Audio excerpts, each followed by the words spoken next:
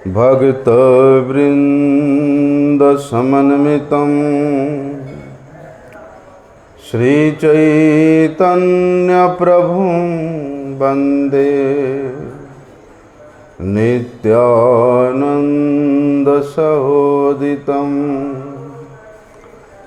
श्रीनन्दनन्दनं वन्दे राधिका चरणद्वयं गोपीजनसमायुक्तं वृन्दावनमनोहरम् गुरवे गौरचन्द्राय राधिकाय तदालये कृष्णाय कृष्णभक्ताय तद्भक्ताय नमो नमः। वाञ्छाकल्पतरुर्भ्यश्च कृपा सिन्धुभ्यैव च पतितानां पावनेभ्यो वैष्णवेभ्यो नमो नमः। पतितपावन परम करुणामय परम आराध्यतम गुरुपाद पद्म नित्यलीला प्रविष्टुम विष्णुपाद परमहंस परिव्राजकाचार्यम अष्टोत्तरशत श्री श्रीमद् शिल भक्ति वल्लभ तीर्थ गोस्वामी गुरु महाराज जी के श्री अभय चरण कमल में अनंत कोटि साष्टांग दंडवत प्रणाम करते हुए उनकी अहेतु की कृपा प्रार्थना करता हूँ। परमाराध्यतम शिक्षा गुरुपाद पद्म नित्यलीला प्रविष्टम विष्णुपाद परमहंस शिल भक्ति विज्ञान भारती गोस्वामी महाराज जी के चरण कमल में अनंत कोटि साष्टांग दंडवत प्रणाम करते हुए उनकी अहेतु की कृपा प्रार्थना।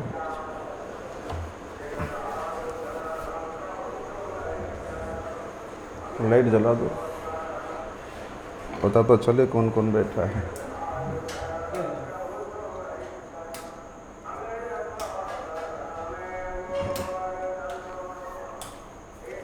बस ठीक है।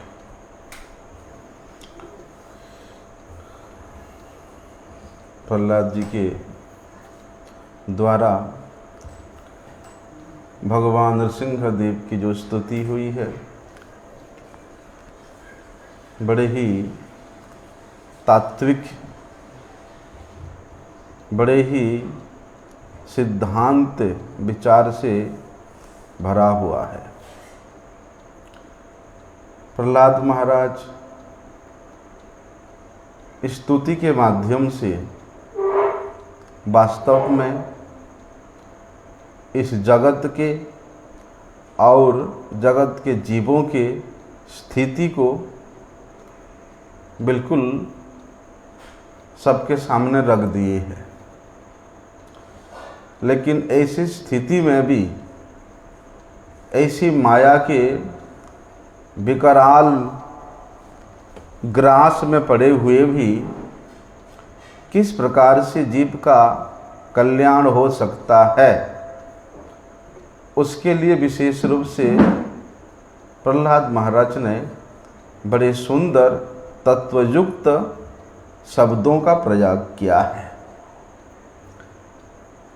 स्तुति के 23वां श्लोक में प्रहलाद महाराज कह रहे हैं कि क्वाहम रजः प्रभवो तमो अधिके अस्मिन् जातः सुरेतर कुले कतवानुकंपा न ब्रह्मणो न वै रमाया न ब्रह्मणो न भुवस्य न वै रमाया यत में अर्पितः पद्मकरः प्रसाद। भगवान की कृपा कभी भी पक्षपाती नहीं होता। देखने में लगता है जिस प्रकार असुर मारन और देवताओं का पालन। भगवान हमेशा देवताओं के सहयोग में ही खड़े रहते हैं और हमेशा देखा जाता है कि असुरों के विनाश में ही भगवान लगे रहते हैं, नहीं। वास्तव में विचार करें तो विशेष कल्याण तो वहाँ असुरों का हो रहा है। भगवान कहते हैं कि यम यम वापि स्मरण भावम त्यजति अंत्य कलेवरम। बोलते हैं शरीर छोड़ने के वक्त वे शरीरधारी आत्मा जीव जो कुछ सोचता रहता है उसके सोच के अनुसार, उसके भाव के अनुसार, उसके चिंतन के अनुसार उसको अगले जन्म में उसी प्रकार का शरीर प्राप्त होता है। यदि भगवान सम्मुख में हो और भगवान का दर्शन करते हुए भगवान के हाथों से किसी का यदि मृत्यु होता है तो उसका तो परम कल्याण है, तो विशेष कृपा तो वहाँ भगवान के हाथों से निहत होने वाला असुरों का हो रहा है। तो प्रहलाद महाराज कहते क्वाहम रजः प्रभव तमो अद्वितीय अस्मिन, कि हे भगवान मैं कहाँ मेरा स्थिति का विचार मैं कर रहा हूँ कि मैं रजोगुण में तमोगुण में पड़ा हुआ ऐसा एक परिवार में जन्म लिया हूँ।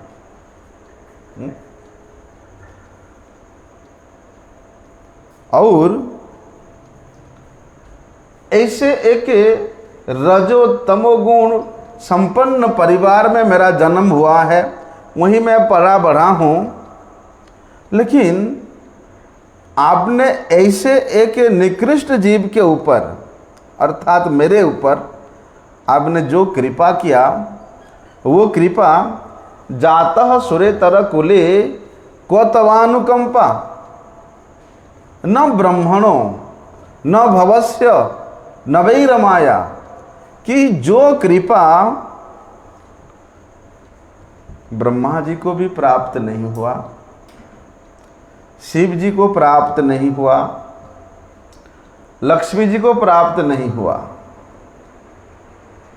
कौन सी कृपा?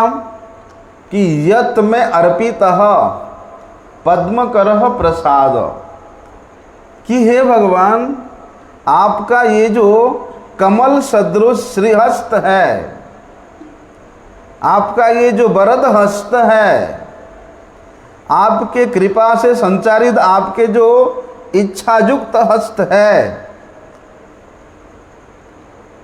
वो उनके सिर पे कभी नहीं पड़ा। लेकिन मैं ऐसा एक अनैतिकर रज तम गुण में उत्पन्न जीव हूँ, लेकिन मेरे सिर पर आपने रखा। देखो, जो लक्ष्मी जी हमेशा भगवान के चरणों की सेवा में लगी रहती है, कभी भगवान अपने वरद हस्त उनके शीश पर भी नहीं रखा। भगवान की कृपा कब किस प्रकार से किस स्थिति में जीव को प्राप्त होगा ये कोई नहीं जान सकता।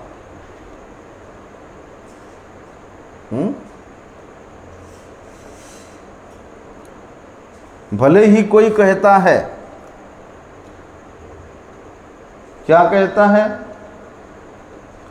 कि मैं भगवत तत्व को जानता हूँ, भगवान के भगवत्ता को जानता हूँ, लेकिन ऐसी स्थिति में स्वयं ब्रह्मा जी कहते हैं कि जो कहता है कहे,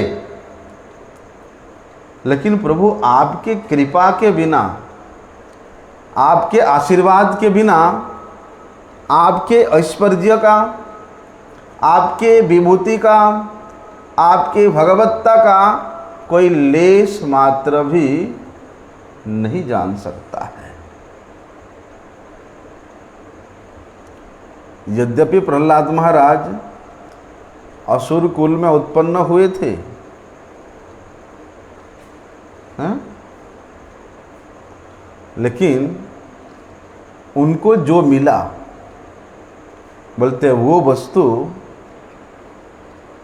ना तो भगवान ने ब्रह्मा जी को दिया, ना शिव जी को दिया, ना लक्ष्मी जी को दिया।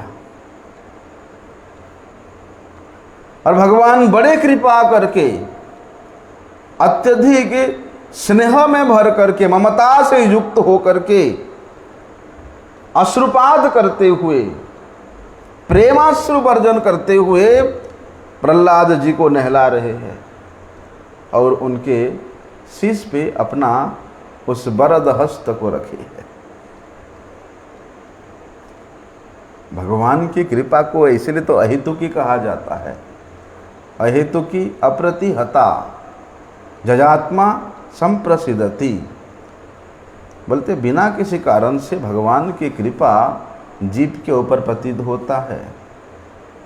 जो कृपा को कोई भी हत नहीं कर सकता, जो कृपा प्राप्त करके जीव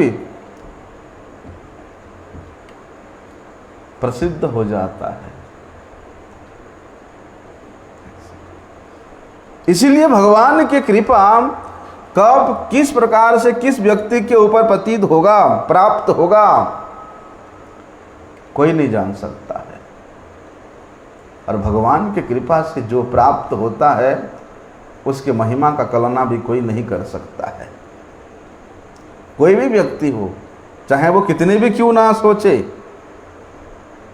कि मैं अपने बल से, अपनी बुद्धि से, अपनी पांडित्यता से, अपने ऐश्वर्य से मैं भगवान को बस में कर लूँगा, भगवान को अपना कर लूँगा, असंभव है। भगवान असमोर्ध तत्व है।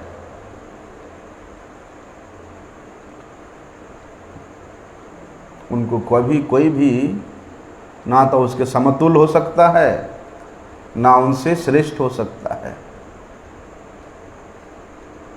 लेकिन भगवान कहते हैं कि मेरे भक्त अपनी भक्ति के द्वारा मुझे अधीन कर लेता है। मैं यद्यपि अजीत हूँ, मुझे कोई जय नहीं कर सकता है, लेकिन फिर भी मेरे भक्त के सामने मैं परास्त हो जाता हूँ, मैं पराजय को स्वीकार करता हूँ। लेकिन क्या करने से? स्वयं भगवान कहते हैं कि माम च यो अव्यभिचारेण भक्ति जोगेन सेवते सगुणं समति तेतान ब्रह्म भूयाय कल्पते। कि भैया जो व्यक्ति पूरी तरह से शरीर के द्वारा, मन के द्वारा, वाणी के द्वारा केवल मेरे सेवा में लगा हुआ है, मेरे भक्ति में लगा हुआ है, किसी भी परिस्थिति में, सुख में, दुख में, भाव में, अभाव में, किसी भी परिस्थिति में, चाहे अनुकूलता में हो या प्रतिकूलता में हो, वो मेरे सेवा को नहीं छोड़ता, मेरे भक्ति से च्युत नहीं होता, मेरे भजन करने में ही लगा रहता है। बोलते ऐसे व्यक्ति तुरंत इस प्रकृति के गुणों के कवल से मुक्त होकर के सत्व रज तमो गुण के ऊपर जा करके वो ब्रह्म भुजाय कल्पते, ब्रह्म पद को, पर ब्रह्म भगवान श्री कृष्ण चंद्र के चरणों की प्राप्ति कर लेता है। इसलिए जो कोई भी निरंतर भक्ति करता है, जिस प्रकार से तेल जब तक हम लोग दूसरे बर्तन में पीपा से डालते रहेंगे वो एकदम निष्कंटक डालता रहता है, उसको तैल धाराबद्ध बोलते हैं, बीच में कोई खंडन नहीं होता। जब पीपा से तेल खत्म हो जाता अलग बात है, लेकिन जब तक डालते रहोगे वो बिल्कुल ही डलता रहेगा। तो इसी प्रकार तैल धारावत निरंतरता के साथ निरंतर जो भगवान की भक्ति करता है वो उस पद को प्राप्त कर लेता है, उस पद पे स्थित हो जाता है, जिस पद का आश्रय लेने से किसी प्रकार का कोई भय नहीं रहता, किसी प्रकार का कोई शोक नहीं रहता, और निरंतर अमृत के आधार स्वरूप उस अमृत के आनंद सागर में वे गोता लगा रहता है। उसके फिर इस जगत के इस गुणों से, सत्व रज तमो, इस गुणों से कोई लेना देना नहीं रहता है। इसलिए हम लोगों को विशेष रूप से इस बात को समझना चाहिए कि भैया जिस वस्तु के लिए हम लोग इतना यहाँ लड़ रहे झगड़ रहे हैं, जिस अनित्य वस्तु को प्राप्त करने के पीछे हम लोग अपना इस अमूल्य जीवन को, दुर्लभ जीवन को यूं ही बिता देते हैं। अरे देखो, ऐसे ही ब्रह्मपद की प्राप्ति नहीं हुआ। कोई व्यक्ति यदि एक कल्प वर्ष तक तपस्या करता है और उस तपस्या से वो जो सफल होता है, भगवान प्रसन्न होकर के उसको ब्रह्मा का पद देते हैं। लेकिन वो ब्रह्म पद भी वे हमेशा टिके रहता, कोई ठीक ठिकाना नहीं है। हिरण्यकशिपु ने 10,000 वर्ष तक तपस्या करके इस त्रिभुवन के साम्राज्य को प्राप्त किया था, लेकिन वो भी एक दिन मिट्टी के ढेला के मापी समाप्त हो गया। तो किस वस्तु को लेकर के, किस रूप को लेकर के, किस ऐश्वर्य को लेकर के, किस विद्या को लेकर के हम लोग इतना अभिमान कर रहे हैं। नरोत्तम दास ठाकुर एक बड़े सुंदर बात कहते हैं कि राजार जे राज्य पाठ, सुने छेन तो, राजार जे राज्य पाठ जेनो नाटु यार नाट, देखिते देखिते किछु नए, हेनो माया करे जेई परम ईश्वर सही, तारे मन सदा कर भय। क्या कह रहे हैं वहाँ पर? ठीक इसी स्थिति को नरोत्तम दास ठाकुर अपनी पद्य के माध्यम से हम लोगों को जना रहे हैं कि हम जैसे छोटे छोटे लोगों की बात तो छोड़ो, राजा का भी जो राज्य संपदा है, राजा का भी जो राजपद है, वो किस प्रकार है? एक अभिनेता के मापी अभिनय मात्र है।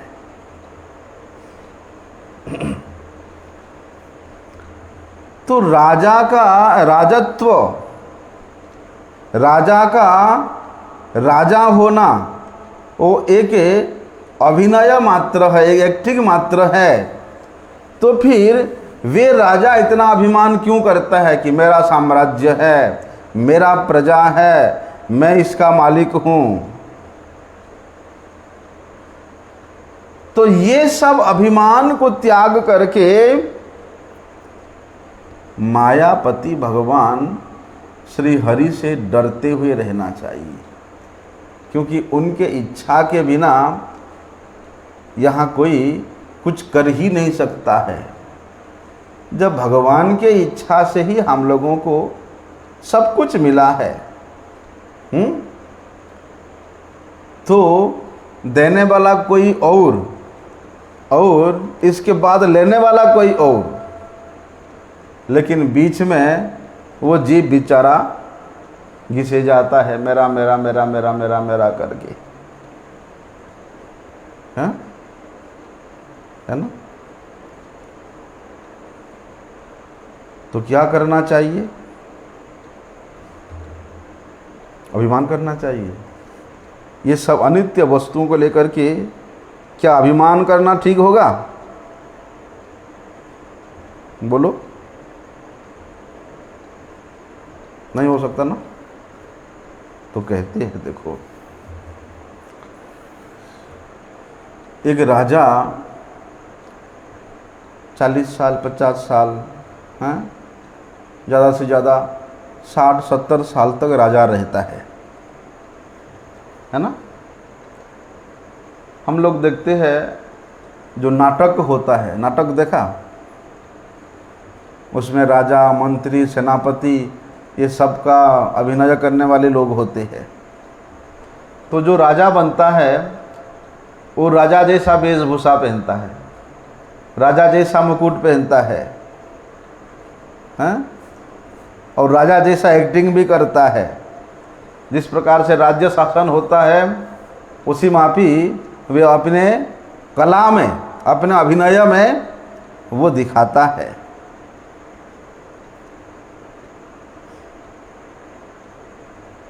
उसी प्रकार मंत्री भी करता है, सेनापति भी करता है। लेकिन वास्तव में उन नाटक में अभिनय करने वाला व्यक्ति क्या सचमुच राजा बन जाता है या मंत्री सचमुच मंत्री बन जाता है? वो लोग जानते हैं कि हम लोग वास्तविक राजा या मंत्री नहीं हैं, हम लोग अभिनेता हैं। और दर्शक भी जानते हैं कि ये तो अभिनय कर रहे हैं। लेकिन कभी कभी ये राजा या मंत्री का ऐसा अभिनय होता है कि उसके अभिनय में मुग्ध होकर के देखने वाला व्यक्ति पागल हो जाता है। पागल हो जाता है मतलब मोहित हो जाता है। और जो अभिनय करने वाला व्यक्ति भी वो अभिनय में इतना मशगूल हो जाता है कि अपने आप को राजा या मंत्री समझ बैठता है।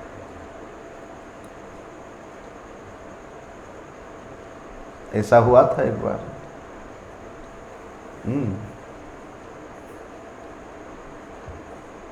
उस व्यक्ति ने उस नाटक में ऐसा अभिनय किया, ऐसा अभिनय किया कि उसके अभिनय में इतना अधिक की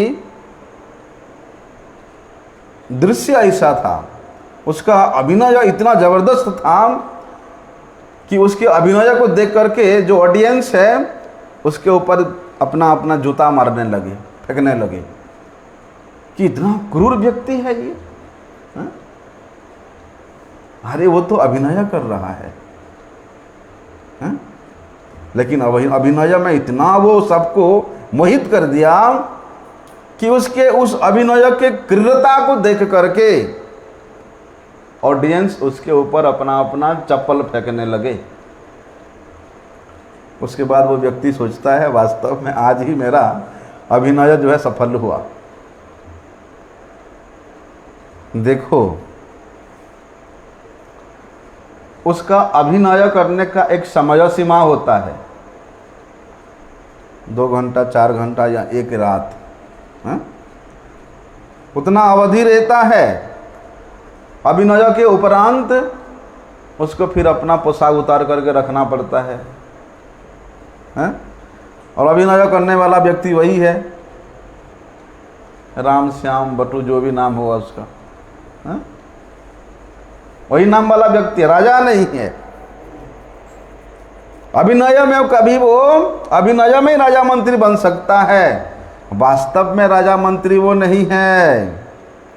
इसी प्रकार एक राज्य के राजा का जो भी राज्य संपत्ति है वो एक अभिनय करने वाला कलाकार के जैसा ही है, अभिनेता के मापी ही है। ये नाटक में अभिनय करने वाला व्यक्ति एक रात के लिए अभिनय करता है और वहाँ पर वो कुछ वर्षों के लिए अभिनय करता है। जिस प्रकार एक रात या कुछ घंटा के बाद उस अभिनय करने वाला राजा का अभिनय खत्म हो जाता है,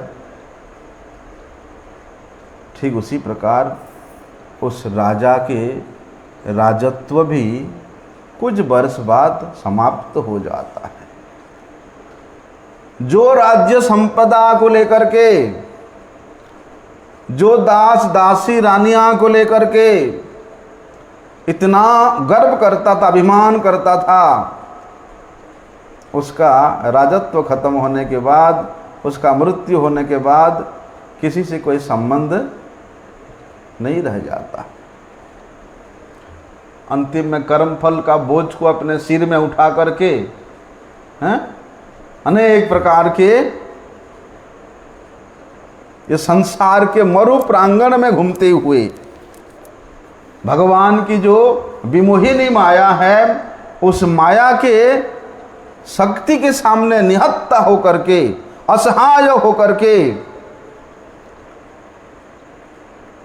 उसको रहना पड़ता है। जिस राजा एक दिन इतना अभिमान करके हाथ में तलवार लेकर के कहता था कि मैं राजा, राज्य का राजा हूँ, आज वो माया के सामने एकदम निस्सहाय निहत्था होकर के पड़ा हुआ है। जिस प्रकार रंगमंच का राजा असली राजा नहीं होता, ठीक उसी प्रकार उस राज्य के राजा होते हुए भी वास्तव में वो असली राजा नहीं है। उसको भी एक दिन माया में मोहित होना पड़ता है, राजत्व को नहीं चाहते हुए भी छोड़ना पड़ता है। तो बड़े सुंदर बात कहते वहां पर, नाटो यार नाट। उस नाटक करने वाला के नाट को जिस प्रकार लोग देख करके मोहित हो जाते हैं, ठीक उसी प्रकार भगवान के माया के द्वारा ये जो इंद्रजाल बिछा हुआ है, उसी में जीव मोहित हो जाता है। प्रकृति के रूप को देख करके, प्रकृति के ऐश्वर्य को देख करके, प्रकृति के प्रभाव को देख करके वो समझ बैठता है ये सब मेरा है, सब मेरा भोग का विषय वस्तु है।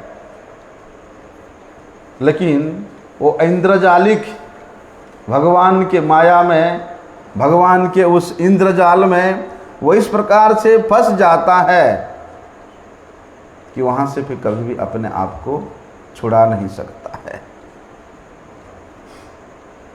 भगवान त्रिगुणात्मिका माया के द्वारा उस जाल को बिछा के रखे हैं। किसके लिए?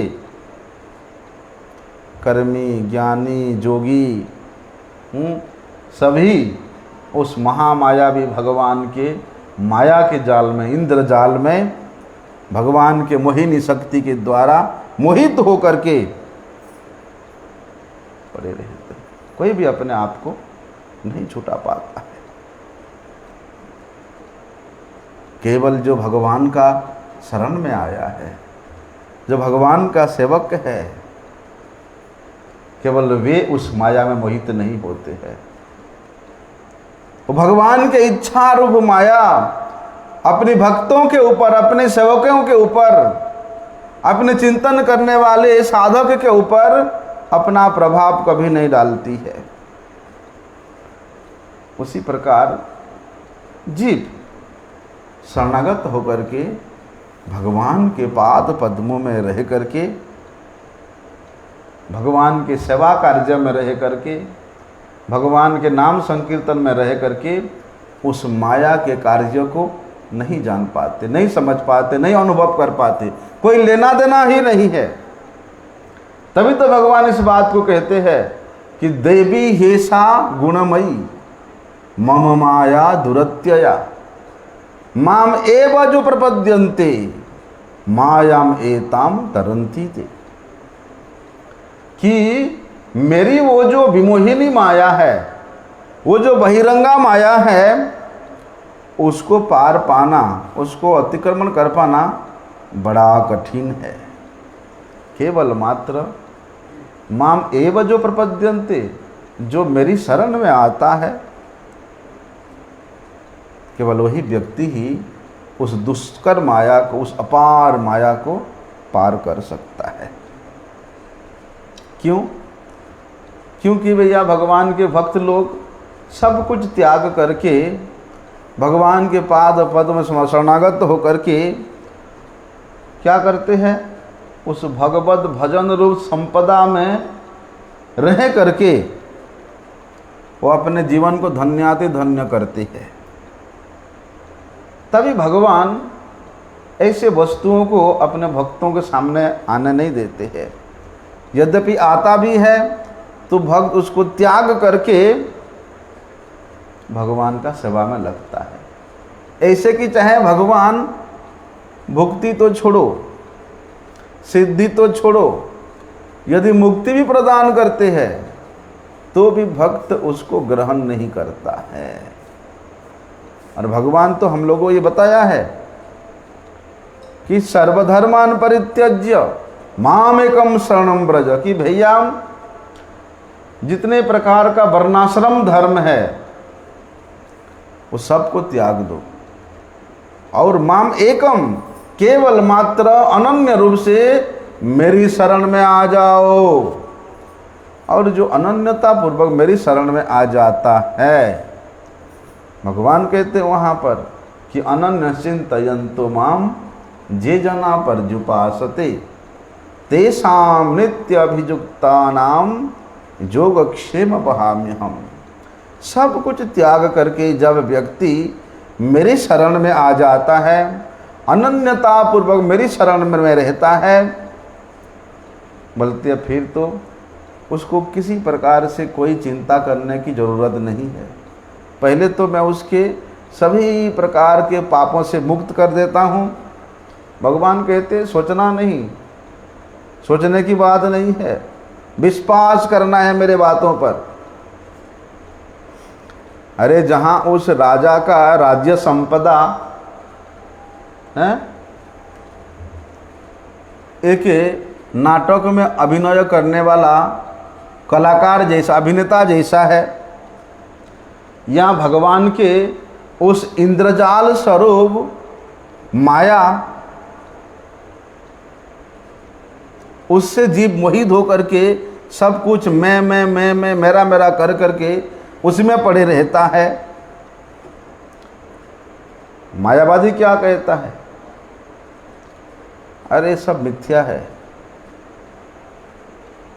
ये लोग वैष्णव लोग कहते हैं भगवान का माया है, इंद्रजालिक माया है, ये है वो है, ये जगत ही मिथ्या है, ब्रह्म सत्य जगत मिथ्या कहते हैं। लेकिन ये तो मायावादी लोगों का सिद्धांत है। ये जो ब्रह्मांड है ये भी भगवान का एक विभूति है। इस विभूति को मायिक विभूति कहते हैं। क्या भगवान का विभूति कभी असत्य हो सकता है, मिथ्या हो सकता है? अवश्य ये संसार नश्वर है,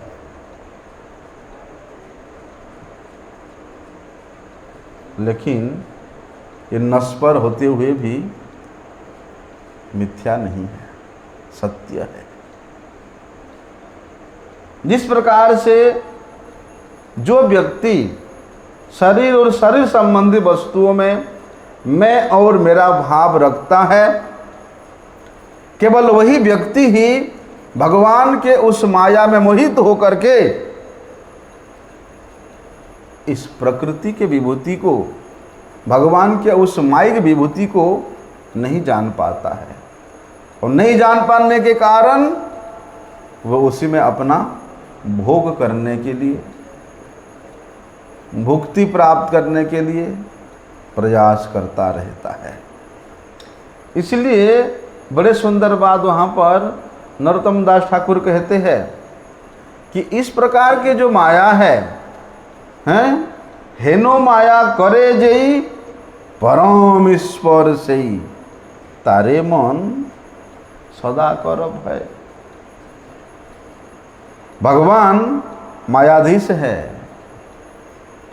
भगवान मायापति है, भगवान माया से अतीत है, लेकिन भगवान के इच्छा के अनुसार माया काज करती है।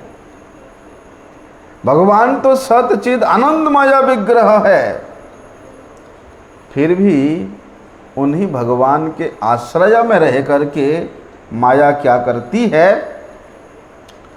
जीवों को विमुख करती है, मोहित करती है। कैसे जीव? जो जीव भजन नहीं करता है, भगवान का सेवा नहीं करता है, भगवान के पाद पद्मों से जो विमुख है, ऐसे जीवों पर वे भगवान का माया शक्ति अपना विस्तार करती है। एक तो भगवान के आश्रय में रह करके, अर्थात उसका कर्तृत्व भगवान के द्वारा ही है, तभी भगवान के अधीन में रह करके वे माया भगवत बहिर्मुख जीव के ऊपर अपना मोहन करने का कार्य, मोहित करने का कार्य संपन्न करती है। इसलिए वहाँ कहते हैं कि भैया ये जो माया है और ये माया का जो रचयिता है, ये माया जिसके आश्रय में रहती है, बोलते हैं वे ही परमेश्वर भगवान है, वे ही परम ईश्वर है। भगवान के माया के विषय में इतना अच्छे अच्छे तत्व है, इसको हम लोगों को सुनना चाहिए, समझना चाहिए। नहीं समझ पाने के कारण हम लोग माया में फंस जाते हैं।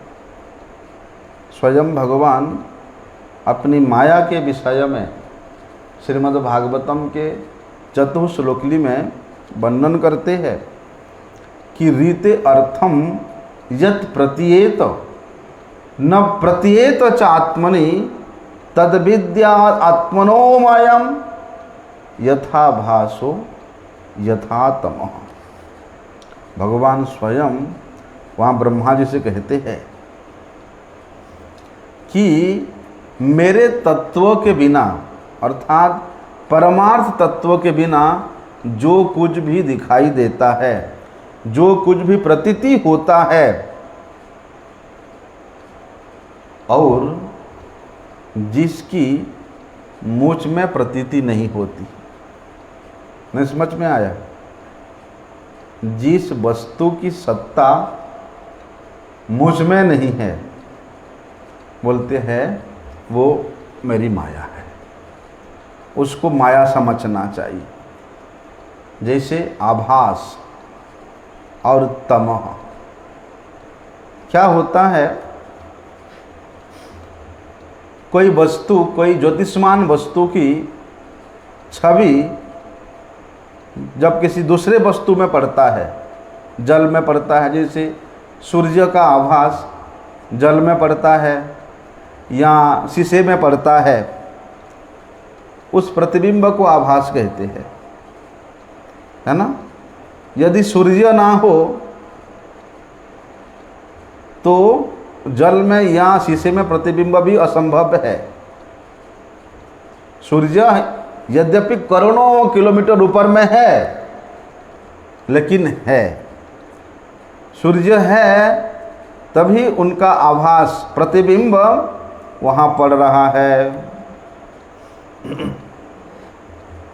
उसी प्रकार ये जो माया है, जीव माया है, यद्यपि ये भगवान के स्वरूप से बाहर में है, लेकिन भगवान नहीं है तो उनके ये माया भी नहीं है। तो क्या करना? बोलते वे भगवान की माया किसके ऊपर प्रभाव डालती है? जो भगवत बहिर्मुख लोग है, भगवत भजन से जो लोग विमुख है, ऐसे लोगों के ऊपर भगवान की ये माया अपना प्रभाव डालती है। भगवत स्वरूप के ऊपर नहीं, भगवत भक्त के ऊपर नहीं,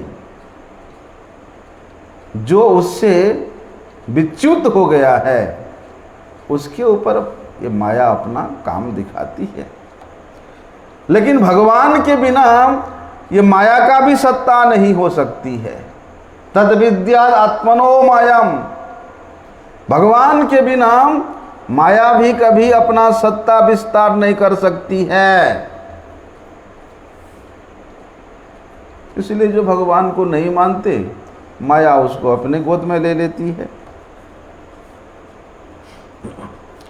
कई बार देखना क्या होता है, जब शीशे में कोई लाइट वाला चीज पड़ता है ना, वो आंखों को एकदम पिघला देती है ना।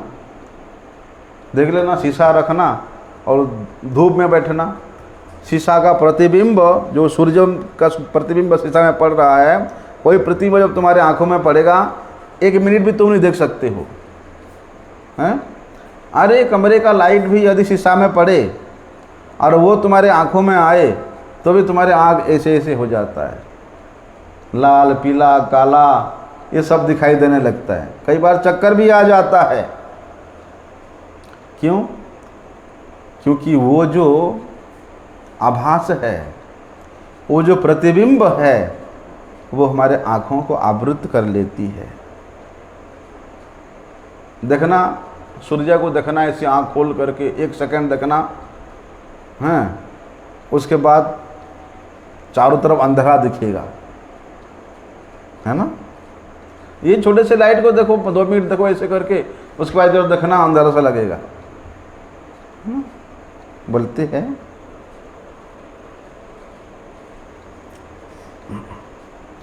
वहाँ पर छोटे से लाइट का प्रतिबिंब भी अनेक प्रकार का आकार धारण करके, अनेक प्रकार का रंग धारण करके जीव को अपनी वास्तविक स्वरूप से, अपनी वास्तविक रूप से मोहित कर देती है। ठीक उसी प्रकार ये जो जीव माया है, जीव के ज्ञान को आवृत कर देता है। फलस्वरूप वो उसके ज्ञान आवृत हो जाने से फिर वो अपने आप को यहाँ राजा मान बैठता है, मंत्री मान बैठता है, सेनापति मान बैठता है, परिवार का स्वामी मान बैठता है, किसी का पिता, किसी का पुत्र मान बैठता है। जिस प्रकार वो प्रतिबिंब आंखों में पड़ करके अनेक प्रकार के आकृति दिखाई देता है, अनेक प्रकार के रंग दिखाई देता है, ठीक उसी प्रकार भगवान के माया में मोहित होकर के जीव अपना वास्तविक स्थिति को भूल करके कभी किसी का स्वामी के रूप में अपने आप को मानता है, कभी किसी का पुत्र के रूप में मानता है, कभी किसी का ताऊ के रूप में मानता है। ऐसा माया से मोहित होकर के जीव कभी राजा बन जाता है, कभी इंद्र बन जाता है, कभी रास्ते का भिखारी बन जाता है, कभी प्रधानमंत्री बन जाता है, हैं? सपने में क्या नहीं हो सकता, बोलते हैं उसी प्रकार ये जो त्रिगुणात्मिका माया है, उस जीव को त्रिगुण अज्ञान में डाल करके कभी स्वर्ग में कभी नरक में उसको घुमाता फिराता रहता है। इसलिए क्या करना भैया कि इस ओ माया के जो अधिपति है, कौन है? भगवान श्री हरि। उनको तो कम से कम भय करो, उनको तो कम से कम डरो। हेनो माया करे जई परम ईश्वर सही, तारे मन सदा करो भय। रे मन, तुम उसी मायापति परमेश्वर भगवान को कम से कम डरो तो सही। जिसको ना भगवान का डर नहीं रहता, ईश्वर का भय नहीं रहता, वो अनेक प्रकार के पाप काम करता है। भगवान है नहीं, मुझे क्या लेना देना है, हाँ? चुप करके मैं कर लूँगा। अनेक प्रकार के पाप कर्म की प्रवृत्ति उस जीव के हृदय में उत्पन्न होता है, जो भगवान को नहीं मानता, जो भगवान को नहीं डरता। पाप कर्म करने में भी वो कभी हिचकिचाता नहीं है। बोलने का मतलब ये है कि भगवान तो सर्वमय है, सर्वव्यापी है। परमेश्वर के रूप में भगवान हमारे हृदय में विराजमान है। वे आत्मा को भी देख रहे हैं। मंद कार्य करके उनके आँखों से, उनके दृष्टि से कोई नहीं बच सकता है। छिप करके पाप काम करके हैं, बाहर के लोगों से के सामने साधु तो बन सकते हैं, किंतु सर्वद्रष्टा भगवान हरि की आँखों से धूल झोंकने का सामर्थ्य किसी में नहीं है। कोई भी भगवान को नहीं ठग सकता है। भगवान की आंखों में कोई नहीं धूल सकता है। इसलिए यदि जो भगवान के प्रति थोड़ा भय भाव रखता है, बोलते हैं वो व्यक्ति अपने आप को इस प्रकार अपप्रवृत्ति युक्त कार्यों से दूर रखता है। तो प्रहलाद महाराज कहते हैं कि हे भगवान, ऐसी एक परिस्थिति में, ऐसी एक परिवेश में, ऐसे एक समाज में मेरा जन्म हुआ है। क्वाहम रजः प्रभवो तमो अधिक अस्मिन्, बोलते जहाँ पर रजगुण तमोगुण का प्रभाव इतना अधिक है कि वहाँ से उबर करके आपके भजन करना बड़ा मुश्किल है। लेकिन फिर भी प्रभु आपकी मेरे ऊपर ऐसे हेतु की कृपा प्राप्त हुई, जो कृपा की ब्रह्मा जी को भी नहीं मिला, शिव जी को नहीं मिला, साक्षात आपके अर्धांगिनी स्वरूप लक्ष्मी देवी को भी नहीं मिला। पद्म करह प्रसाद, आपकी जो कमल सदृश हस्त है, आप उनके सिर पे नहीं रख करके मेरे सिर पे रखा। देखो प्रहलाद महाराज वे अब माँ के गर्भ से अब तक नित्य निरंतर भगवत चिंतन में लगे रहते थे, भगवत भजन में लगे रहते थे। यद्यपि उनका शरीर, मन, वाणी सब कुछ परम पवित्र था, परम चिन्मय था, भगवत अर्पित था, फिर भी वे अपने आप को कहाँ ला रहे हैं? रज तमो अधिक अस्मिन्, कि मैं रजोगुण में तमोगुण में पड़ा हुआ जीव हूँ।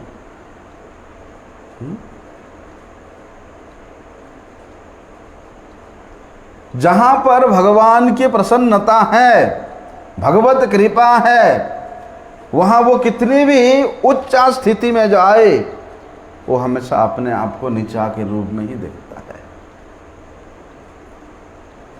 ये भगवान के कृपा की परिचायक है।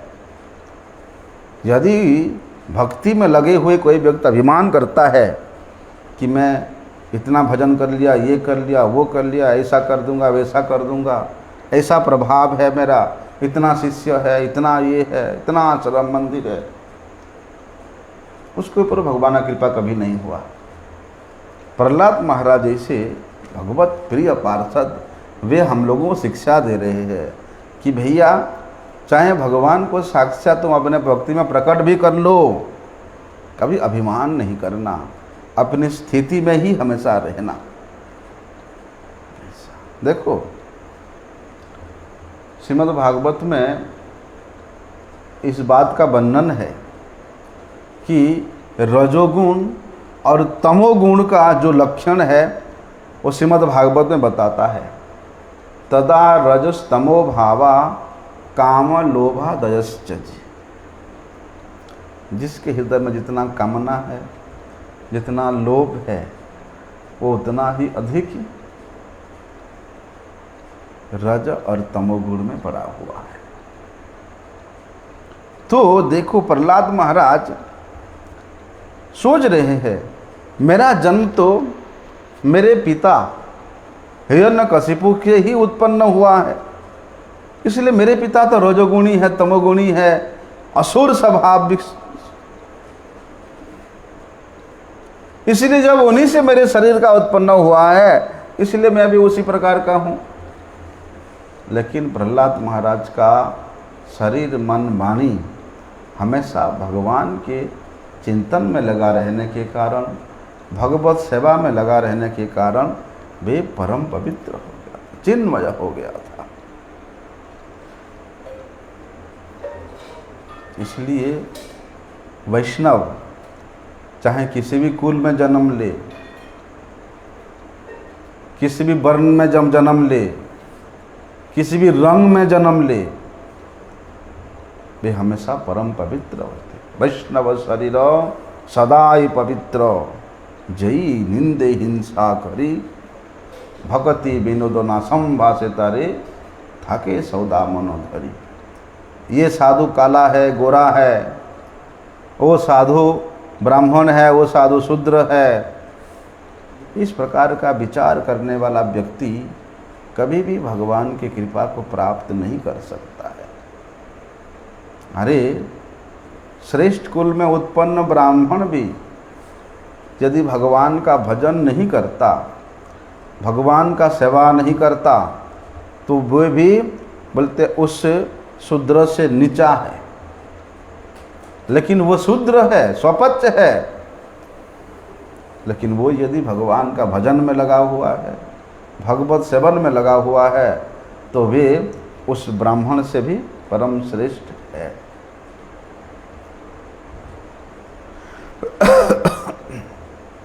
जैसे लोहा को आग में रखना, उसको जलाते रहना, जलाते जलाते जलाते वो आग के मापी एकदम लाल हो जाता है। देखा है हैं? लोहार के वहाँ जाके देखना, लोहार उस आग, वो लोहे को जला जला करके आग के मापी एकदम लाल कर देता है। जब और वो लोहा नहीं रहता, आग जैसा बन जाता है, आग बन जाता है। इसी प्रकार चाहे वो शरीर काला हो, गोरा हो, ब्राह्मण हो, शूद्र हो, कैसी भी शरीर क्यों ना हो, भगवान के सेवा में जो शरीर लगता है, भगवत भजन में जो शरीर लगता है, बोलते हैं वो परम पवित्र बन जाता है, वो आध्यात्मिक स्वरूप बन जाता है। उस शरीर से फिर इस प्रकृति का कोई लेना देना नहीं रहता है। प्रकृति के गुण भी उस शरीर को अपना प्रभाव में नहीं ले सकती है। इसलिए हमारे पूर्वाचार्य श्री मध्वाचार्य जी बड़े सुंदर बात कहते हैं कि ब्रह्मांड जननी लक्ष्मी जी को वैसी कृपा की प्राप्ति नहीं हुई जैसी कृपा भगवान नरसिंह देव के द्वारा प्रहलाद महाराज को मिला है। हो सकता है कि लक्ष्मी देवी भगवान श्री हरि का नित्य संगिनी है, लेकिन भगवान की दृष्टि, भगवान की कृपा, भगवान का ध्यान हमेशा अपने भक्त के ऊपर ही पड़ा रहता है। बोलते हैं वो शूद्रकुल में उत्पन्न भक्त जो भी थोड़ा बड़ा सेवा करता है भगवान के लिए, वो सेवा लक्ष्मी जी के नित्य निरंतर चरण सेवा से भी भगवान बड़ा मानते हैं। तभी तो भगवान कहते हैं कि पत्रम पुष्पम फलम तोयम जो में भक्त्या प्रयच्छति। अरे वहाँ पर तुम्हारे सेवा में हैं लक्ष्मी शत सहस्र संभ्रम सेव्यमानम, हैं सहस्र सहस्र लक्ष्मियाँ अनेक प्रकार के व्यंजन के द्वारा तुम्हारे सेवा करने के लिए हमेशा तैयार है, और तुम यहाँ कह रहे हो कि पत्रम पुष्पम फलम तोयम, चाहे एक पत्ता दे दे, एक अंजलि जल दे दे, एक फल दे दे, भक्त्युपहृतम, मैं उसको जितने प्रेम से ग्रहण करता हूँ, वहाँ दुर्योधन के मेवा त्यागे, दुर्योधन के मेवा त्यागे, और विदुरानी के घर में जाकर के केले का छिलका खाए, है ना। तो देखो भगवान तो प्रेम के भूखा है, ऐश्वर्य की भूखा नहीं। भगवान तो सेवा के द्वारा ही प्रसन्न होते हैं। भगवान किसी के प्रतिष्ठा से, किसी के ऐश्वर्य से प्रसन्न नहीं होते हैं। ब्रह्मा जी का कितना श्रेष्ठ पद है, हैं? ब्रह्म पद में स्थित होकर के ब्रह्मा जी के ऊपर भगवान की वो कृपा मिला, जो कृपा असुर कुल में जन्म लेने पर ही प्रहलाद महाराज को मिला। भले ही इंद्र स्वर्ग का राजा हो सकता है, सारे देवताओं का वे शासक हो सकता है, लेकिन उनके ऊपर जो कृपा नहीं मिला वहाँ प्रहलाद जी को मिला कि नहीं मिला।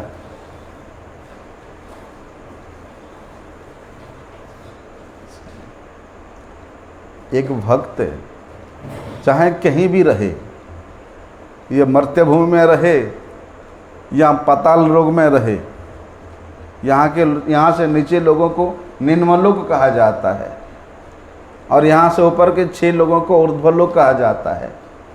लेकिन भक्त कहीं भी रहे, किसी भी लोक में रहे, किसी भी अवस्था में रहे, बोलते हैं वो तो भगवान के भक्ति के आनंद में ही डूबा रहता है, भगवान के सेवानंद में ही, नामानंद में ही मग्न रहता है। परतः स्वतः कर्मतः, वह जिस तरह का कर्म करता है, जिस तरह से वो दूसरे लोगों से शिक्षा ग्रहण करता है, बोलते उसी से केवल उसका भगवत भक्ति ही परिचायक होता है। लेकिन इस जगत के लोग विमुख लोगों से शिक्षा ग्रहण करता है, विमुख लोगों के द्वारा संचालित होकर के वे यहाँ का कार्य करता है, फलस्वरूप उस जीवन दशा को प्राप्त होता है। इस संसार के इस प्राकृतिक अनित्य कार्यकलापों में लग करके अपना उस दुर्लभ मनुष्य जीवन को व्यर्थ ही बिता देता है।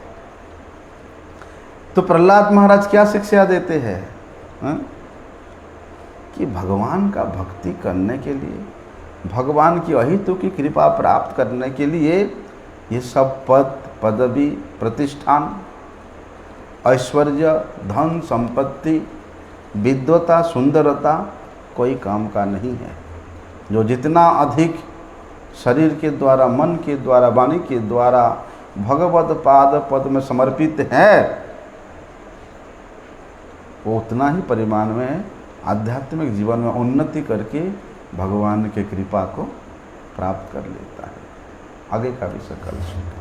वंशा कल्पतरुभ्यश्च कृपा सिंधुभ्यैव च पतितानां पावनेभ्यो वैष्णवेभ्यो।